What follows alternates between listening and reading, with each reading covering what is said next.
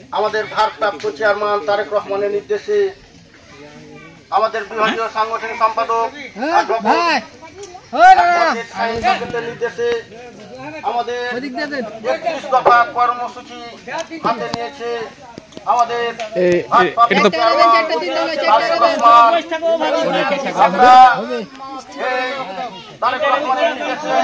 এটা লাস্টে দিতে হয়তো ভুলে হলো। যে ৩১ দফার মধ্যে একটি দফা হচ্ছে যে মা বোনের সাথে আমাদেরকে যোগাযোগ করতে হবে। সামনে দিনে তারা যে ভোট সেন্টারে যে ভোট দিতে পারেনি সে ভোটগুলো যেন তারা তাদের নিজের ইচ্ছা মতো দিতে পারে, ভোট দেওয়ার অধিকার যেন আমরা দিতে পারি, এটা আমাদের একটা কর্মসূচি। মা বোনেরা এটা লাস্টে দিতে হয়তো, এখন কেন দিতে হলো? ১৭ বছর থেকে কোনো ভোট দিতে পারেনি মা বোনেরা আমাদের একটা জাতীয়তাবাদী দল দলের লোকজন রাজপথে আন্দোলন করে এই স্বৈরাচারী সরকারকে পতন করেছে। আমরা এই স্বৈরাচারী সরকার পতন করার পর সামনে যে নির্বাচন আছে রহমানের ধানের আমরা বিপুল ভোটে ভোট দিয়ে জয়যুক্ত করে যাচ্ছে। আবার জিয়াউর রহমানের এই দেশকে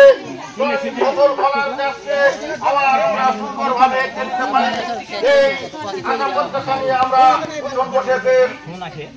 কার্যক্রম পরিচালিত করছি। আমরা প্রতিটা বাড়ি, প্রতিটা অলি, প্রতিটা জায়গায় আমরা তার নির্দেশে ছুটে বেড়াচ্ছি যে তোমরা এমন কোন একটা বাড়ি বাদ না থাকে প্রতিটা মানব জানাও, তাদের যাদের বয়স থেকে তাদেরকে বয়স ভাতা, যারা বিধবা আছে তাদেরকে বিধবা ভাতা, অন্যায়ভাবে প্রশাসনকে করতে না পারে সেদিকে খেয়াল রাখতে হবে।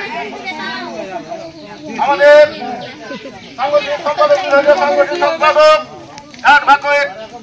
সরকার ভাই প্রতিটা গ্রামে আমাদেরকে তার সালাম পৌঁছে দিতে বলেছেন, প্রতিটা বাবু বলেছেন সামনে দিলে সে আমাদের এই উপজেলার ধানের শীষের কামদারি, এই উপজেলার গরিব দুঃখী মেহনতি মানুষের এমপি হিসেবে আমরা তাকে দেখতে চাই। এই আশা আমাদের এই প্রত্যাশা নিয়ে আমরা মাঠে কাজ করছি। আপনারা মা বোনেরা দোয়া করবেন, সামনে আমাদের শাহিন সরকার ভাই ধানের শীষের প্রতীক নিয়ে আসতে পারে, আর তাকে আমরা বিপুল ভোটে ধানের শীষে জয়যুক্ত করে তাকে যেন আমরা গরিব দুঃখী মেহনতি মানুষের আশা আকাঙ্ক্ষা আছে আমরা যেন সেটা বাস্তবায়ন করতে পারি। রাস্তাঘাট, কলেজ, সবকিছুর যেন আমরা এই শাহিন সরকার ভাইয়ের উদ্যোগে সেই কাজগুলো যেন সমাপ্তি করতে পারি। ভাইরা আমার, এই অ্যাডভোকেট শাহিন সরকার ভাই সামনে দিনে যদি এমপি হয়, আমাদের এই চাঁপাইনবাবগঞ্জ জেলায় আমাদের বিখ্যাত হচ্ছে আম।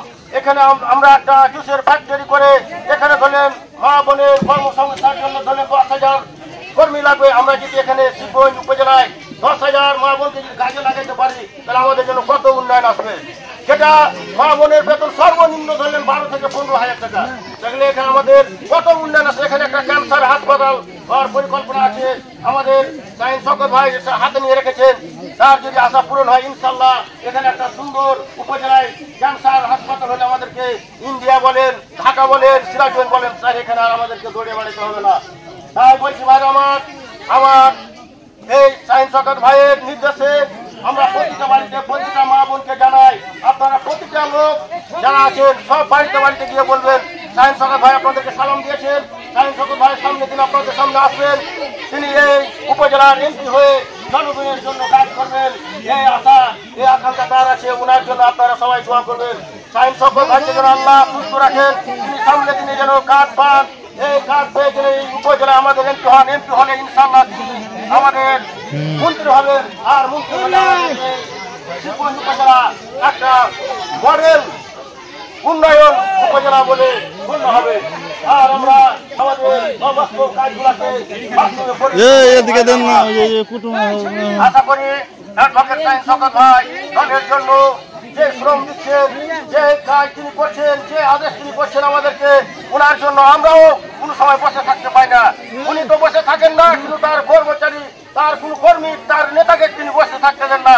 যিনি অর্ডার করে নিয়েছেন তোমরা উঠান বৈঠকের মাধ্যমে মা বোনের কাছে তোমরা গিয়ে তাদেরকে সবাইকে এই শীষের পতাকা তলে আনো এবং তারা যেন ধানের শীষের কান্দের হয়, তারা যেন ধানের শীষ সামনে ভোট দিয়ে আমাকে এমপি বানাতে পারে। দোয়া রাখবেন আপনারা। ইনশাল্লাহ আমাদের শাহিন শওকত ভাই সামনে দিনে কাজী আসলে আমরা তাকে ইনশাল্লাহ এমপি করবো। এই আশা প্রত্যাশা আপনাদের কাছে রইল। এই আশা রেখে আমি আমার সংক্ষিপ্ত বক্তব্য এখানে শেষ করছি। আসসালামু আলাইকুম ওয়া রাহমাতুল্লাহ।